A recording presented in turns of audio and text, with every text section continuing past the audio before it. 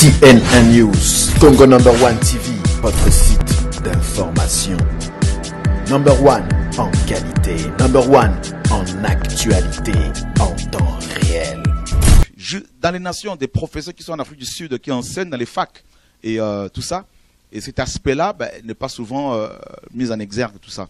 Et sans parler bien sûr de cette richesse au niveau des chantres, au niveau de la musique, hein, malheureusement qui est détournée par l'ennemi pour la gloire de Lucifer, pour sa propre gloire, mais des chantres, pratiquement tous les Congolais savent chanter pratiquement, enfin néanmoins beaucoup, et chanter ou jouer d'un instrument de musique.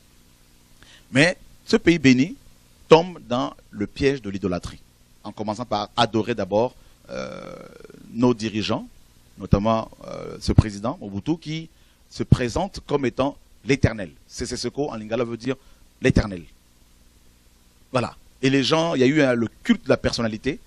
Dieu frappe, Dieu juge. Mes amis, lorsqu'il y a l'idolâtrie, Dieu frappe. Et vous savez que Dieu n'aime pas cela. Un homme, on le fait devenir Dieu. Eh bien, Dieu ne peut que frapper. Ça a commencé par là, mes amis. En Afrique, les chefs portent des coiffes ou des capes en fourrure de léopard, ou part de leur trône d'une peau de léopard. Donc là, le léopard, l'esprit du léopard est un esprit qui règne beaucoup en Afrique, et on va voir pourquoi. En raison de sa discrétion, le léopard est une figure rusée dans les légendes africaines. Donc là, déjà, on voit la ruse. Il a la réputation d'effacer ses traces de pas avec sa queue lorsqu'il avance. Donc c'est vraiment la ruse. Dans certaines tribus bantoues, et particulièrement au Congo-Kinshasa, le léopard était considéré comme un animal rusé, puissant et résistant. C'est la raison pour laquelle le président Mobutu Sese Seko portait la toge, la toque et certains attributs de léopard qui le rendaient puissant aux yeux de la population. Mobutu Sese Seko était d'ailleurs surnommé le léopard de Kinshasa. Un léopard fait maintenant partie des armoiries, n'est-ce pas, du pays. Voilà, donc le léopard est préféré au lion comme le roi des animaux par les tribus africaines. Comme le lion, il est ridiculisé dans les légendes par des animaux plus faibles, comme la tortue, le lièvre ou la gazelle. Jusqu'en bas parce que, voilà. Donc on reste sur l'image du président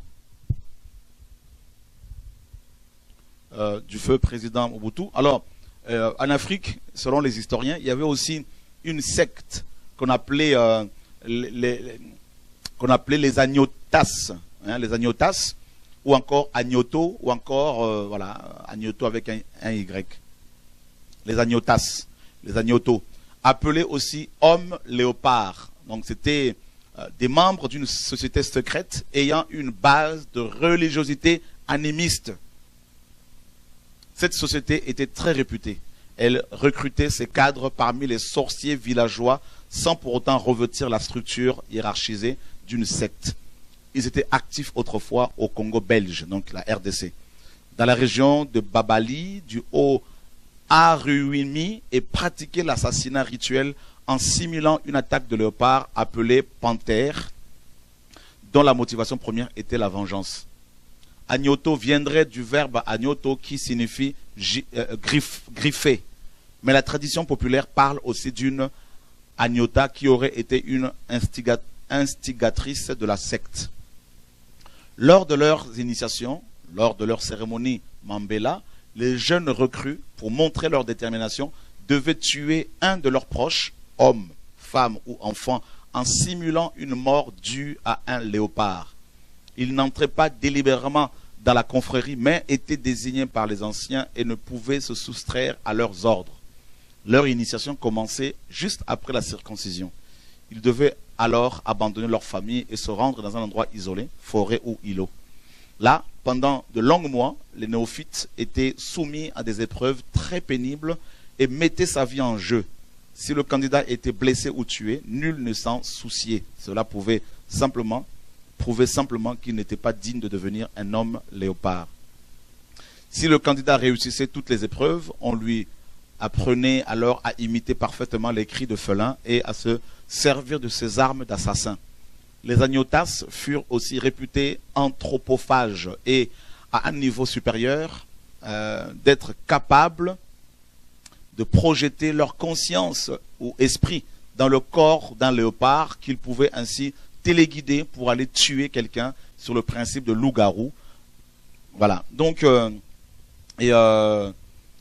Donc, les agnotas étaient connus de la population qu'ils terrorisaient, mais qui ne faisaient cependant souvent appel à leur service pour agir en tant que justiciers. Et donc ils ont énormément, les agnotas, donc ils se servaient de leur esprit, ils quittaient leur corps physique et ils possédaient les léopards, où ils se transformaient en léopards pour aller tuer les gens. Donc c'était une société secrète au Congo RDC, les agnotas. Et cette secte congolaise a aussi essaimé dans d'autres pays comme le Ghana et plein d'autres pays africains. Et cette secte n'était pas du tout connue de beaucoup de Congolais, par exemple. Et nous supposons que le président, justement, Mobutu, s'est inspiré de cette secte. Et bien sûr, il y a eu des alliances avec notamment le prince de ce monde pour asseoir sa domination sur le pays. Donc voilà comment le pays va être vendu à l'esprit de léopard. Cet esprit, bien sûr, c'est la ruse, c'est les meurtres.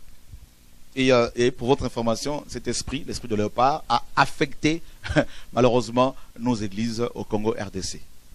La plupart des églises. C'est-à-dire, c'est la ruse, comme dans Genèse 3. Des pasteurs, des prophètes, des apôtres, des docteurs sont devenus des rusés, se servant de la Bible pour, bien sûr, extorquer de l'argent, pour avilir le peuple. Donc, le problème n'est pas tant le président qui est décédé, qui a vendu le pays à cet esprit, mais c'est plutôt au niveau des églises maintenant. Parce que nous avons, nous chrétiens, reçu le mandat de la part du Seigneur pour amener le royaume de Dieu, pour être la lumière du monde, pour être le sel de la terre. Alors, qu'est-ce qui se passe? Nous sommes dans Lamentation de Jérémie, chapitre 4, le verset 13. Jérémie pleure pour son pays, Jérémie gémit pour sa nation, et qu'est-ce qu'il dit? Cela est arrivé, c'est-à-dire la déportation d'Israël, les meurtres, la confusion en Israël. Cela est arrivé à cause des péchés de ces prophètes et des iniquités de ces prêtres qui répandaient le sang des justes au milieu d'elles. Ils erraient comme des aveugles dans les rues, souillés de sang au point qu'on ne pouvait toucher leurs vêtements. On leur criait, retirez-vous, souillez, retirez-vous, retirez-vous, ne nous touchez point. Quand ils se sont enfuis, ils ont erré ça et là. On a dit parmi les nations, ils n'ont plus leur demeure. Oh, la face de Yahweh les a dispersés. Il ne veut plus les regarder. Ils n'ont pas eu de respect pour les prêtres et n'ont pas été miséricordieux envers les vieillards. Donc, Jérémie nous dit que Jérusalem a été frappée, malgré sa richesse, à cause des péchés des prêtres et des prophètes. Ah ben oui. On demandera beaucoup à qui on a beaucoup confié. Non seulement que Dieu a béni cette nation sur le plan physique, mais il a béni particulièrement sur le plan spirituel. Ça, c'est indéniable. La RDC, mes amis, dans ce pays, pratiquement tout le monde est croyant. Vous trouverez rarement un chrétien, un Congolais qui se présente comme qui se présenterait comme un athée. C'est rare. Il y a, mais il y en a très peu. La plupart sont croyants. Donc ça, c'est déjà une bénédiction. Le fait de croire que Dieu existe. Voilà.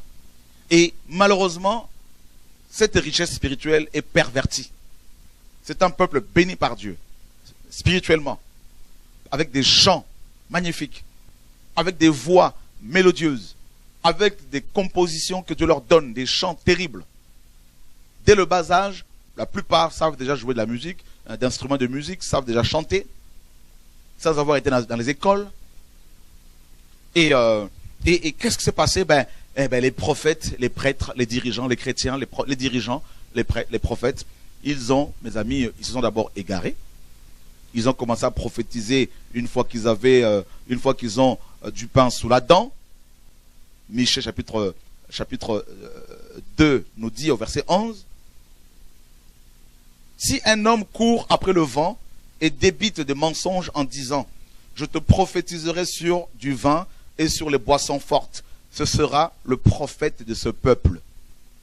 C'est-à-dire le peuple congolais, la plupart parmi ce peuple, la plupart d'entre eux, ils sont tellement devenus idolâtres. D'abord, ils ont idolâtré. Nous tous dans le passé y compris, quand on était petits, que Dieu nous pardonne. Aujourd'hui, les dirigeants, les prophètes, les pasteurs, les bishops, les archibishops, ils sont tellement adorés, adulés, ils sont devenus des véritables icônes, des chantres, qui sont devenus des dieux pour ce peuple, pour la majorité de ce peuple. Des dieux, on se met à genoux devant eux, on chante même pour des pasteurs. Vous vous rendez compte, mes amis? Des pasteurs qui sont adultères, qui sont divorcés, remariés, continuent à être adulés, à être glorifiés, à être encouragés. C'est-à-dire le peuple ne veut plus entendre parler de la vérité. Le peuple, mes amis, en parlant de chrétiens notamment, a refusé la vérité. Et dans Ésaïe 59 au verset 15, la Bible dit, même la vérité a disparu. Et quiconque se retire du mal est exposé au pillage. Quelqu'un qui prend la décision de ne plus s'associer aux impies, ben, il est pillé, il est combattu. Yahweh voit et cela lui a déplu parce qu'il n'y a plus de droiture. Et dans Jérémie 7, qu'est-ce que le prophète dit?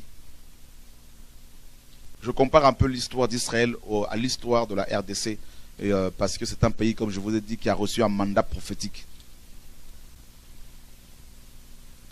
Et dans Jérémie 7, 24, Dieu dit, mais ils n'ont pas écouté, ils n'ont pas prêté l'oreille, mais ils ont suivi d'autres conseils, les penchants de leur mauvais cœur. Ils se sont éloignés et ne sont pas revenus à moi. Et Dieu dit au verset 28, c'est pourquoi tu leur diras, c'est ici la nation qui n'écoute pas la voix de Yahweh son Dieu et qui ne reçoit pas d'instruction. La vérité a disparu. Elle se retirait de leur bouche. Vous vous rendez compte? La vérité a disparu. Et c'est le cas aujourd'hui, mes amis, pour l'église congolaise. Je ne dis pas qu'il n'y a pas de vrais pasteurs, de vrais apôtres. Il y en a, mais ils sont cachés. La plupart de ceux qui sont connus sont corrompus. Corrompus. Et Dieu dit que la vérité s'est retirée, la vérité a disparu. Elle se retirait de leur bouche. Regarde des titres comme ça par exemple. Merci l'équipe. RDC, donc au Congo RDC, être pasteur est un job en or. Voilà ce qui s'est passé, voilà ce qui arrive. Ce sont des journaux païens qui sont obligés de faire, mes amis, d'exposer les œuvres de tous ces bishops. Il n'y a pas de business plus lucratif à Kinshasa que les églises de réveil. Leurs guides vendent au prix fort leur bénédiction aux fidèles congolais et leur influence aux hommes politiques. Quand un homme a faim, mieux vaut lui apprendre à prêcher. Entendu au dernier festival d'humour Toseka en juin 2013 à Kinshasa, ce détournement du célèbre dicton de Confucius résume bien la situation des églises de réveil en RDC. Aujourd'hui, une église rapporte plus qu'une boîte de nuit, assure Mwingi Hamza Bajoko, anthropologue et opposant politique. Les fidèles sont prêts à se priver pour donner de l'argent à leurs bergers. Ils considèrent ce sacrifice comme un acte de foi et espèrent en retour contracter un mariage, trouver un emploi, voire obtenir un visa pour l'Europe. Dans les faits, ce sont bien sûr les pasteurs qui s'enrichissent au point de s'acheter villa, belle voiture. Un exemple, Pascal Mukuna, que beaucoup connaissent, au Congo là-bas, qui est devenu un grand bishop, qui dénonçait les autres pasteurs parce qu'il était sincère certainement à l'époque, mais aujourd'hui il est devenu un homme, mes amis, divorcé, remarié, faisant chanter des musiciens profanes, païens. C'est la confusion totale, Donc ce monsieur ne roule qu'en Lincoln Navigator, tantôt en version blanche, tantôt en version noire. Le prix d'un tel véhicule, pas moins de 55 000 €. Une telle vitrine explique pourquoi les églises de réveil poussent comme des champignons dans la capitale congolaise. On en compte jusqu'à 2 ou 3 par rue. Alors, ça c'est encore petit, c'est encore peu. Il y en a plus que ça. Tous les 100 mètres, il y a presque maintenant une boutique. Impossible de connaître leur nombre exact. Ça c'est vrai. Certaines sont enregistrées auprès de l'hôtel de ville en tant qu'association à but non lucratif, comme l'impose la loi, mais d'autres restent dans l'informel, admet un fonctionnaire municipal à Kinshasa. Créer une église est devenu une sorte de débouché sur le marché du travail. Le phénomène s'est développé au début des années 1970 avec le mouvement du renouveau charismatique apparu au sein des églises traditionnelles, décrypte l'abbé Gilbert Nchimba, docteur en théologie et professeur de sociologie de religion. Les adeptes de ce courant, gagnés par les enseignements pentecôtistes, se sont détachés du catholicisme pour lancer des églises dites de réveil. Le pasteur y occupe une place prépondérante dans la vie du fidèle. Et effectivement, il est devenu le dieu du pasteur, des fidèles, c'est-à-dire celui qui organise tout.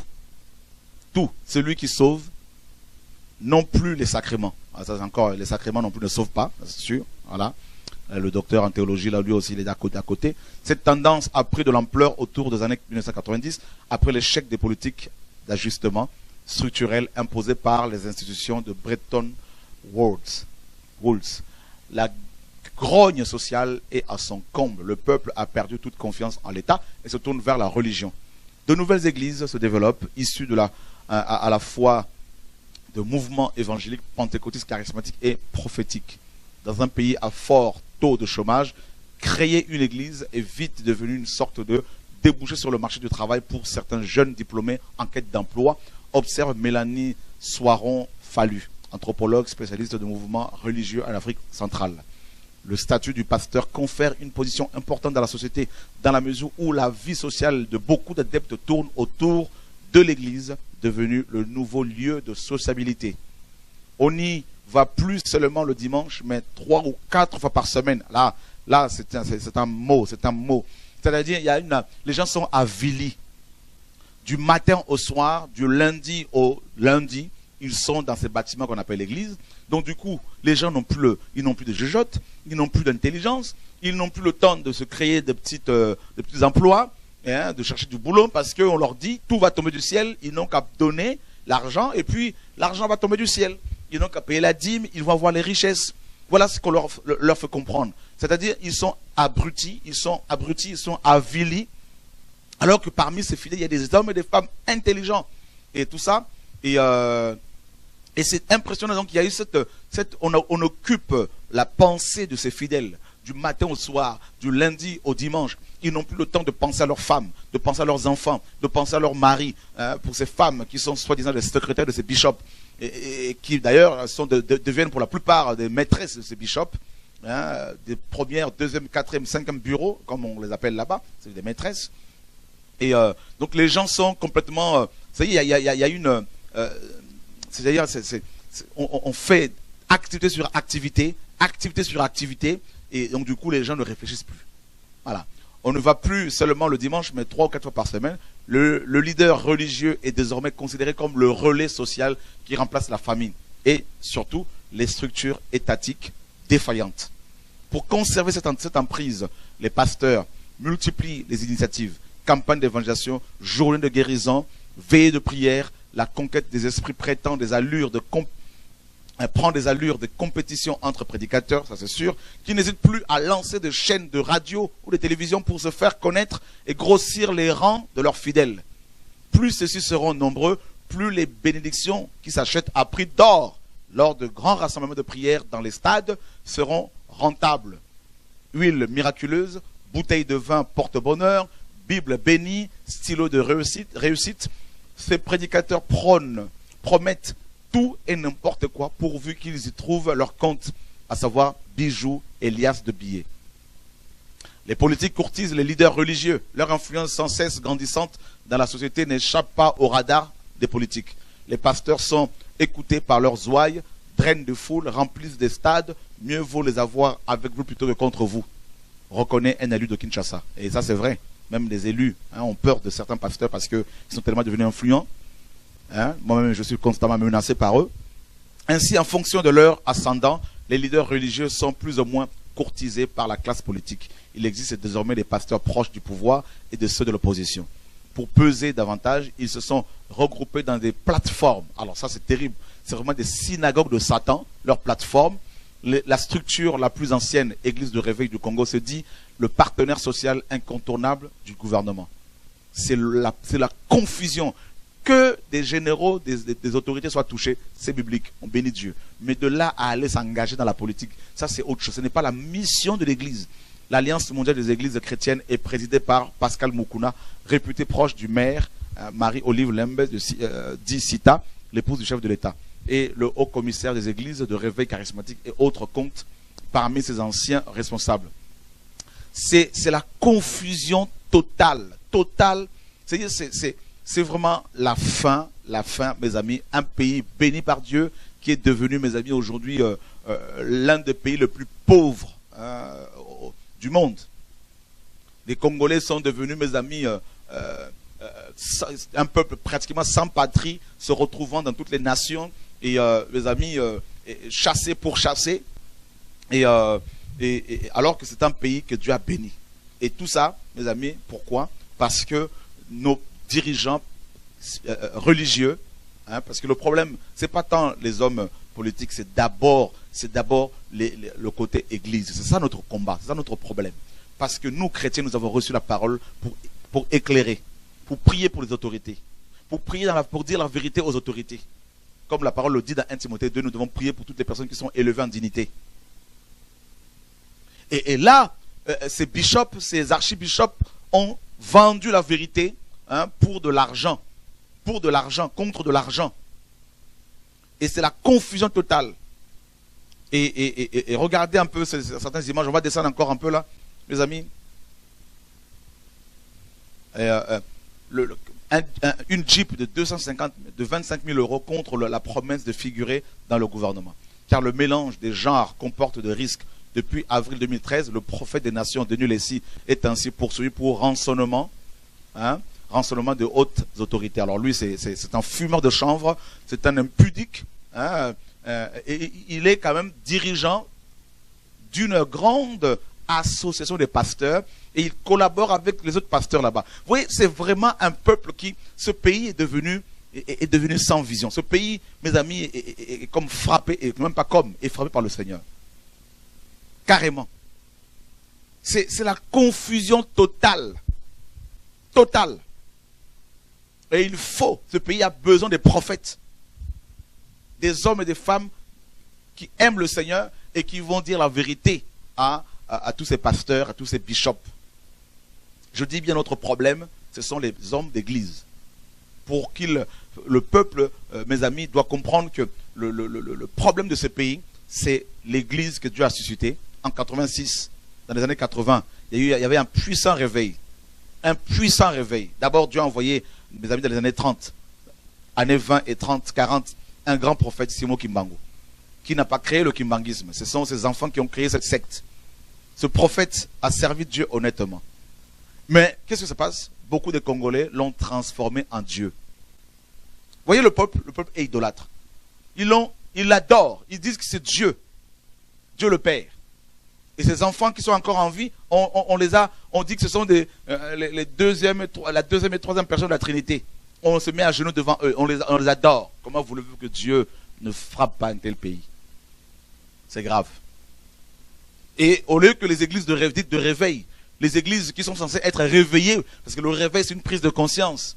C'est quand on réalise qu'on a marché contre la parole de Dieu. Maintenant il faut revenir dessus. Revenir à la parole, ces églises de réveil ont aussi érigé des divinités, hommes, qui sont adulés, adorés, et qui acceptent volontairement l'idolâtrie de leurs fidèles. C'est grave. C'est grave.